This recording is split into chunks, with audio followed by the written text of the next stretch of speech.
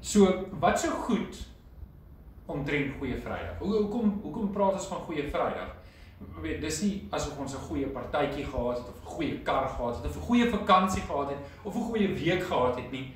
Iemand het dood gegaan. En Jesus het gesterf op Goeie Vrydag. Hoekom sal ons dit Goeie Vrydag noem? Die eintlike rede maar is net toe Jesus die ryke man ontmoet het, het hy gesê, goeie meester. En Jesus het hom gevra, hoekom noem jy my goed? Net een is goed, God is goed. Goed in hierdie sin is eintlik heilig. Dis eintlik heilige Vrydag.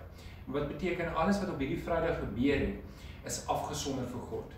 En dis hoekom ek jou wil nooi na môreoggend se Goeie Vrydag diens toe. Kom ons noem dit liewer Heilige Vrydag. Die Vrydag wat ons herdenk wat Jesus op die kruis gesterf het vir my en vir jou sonde. Nou ek wil jou bedien met nagmaal. Ek wil jou terugvat na die heilige oomblikke van die oorspronklike Goeie Vrydag. En ek hoop dat die Here vir my help dat ons as gemeente saam iets spesiaals sal beleef van goeie heilige Vrydag. Ek sien jou môreoggend 9:00.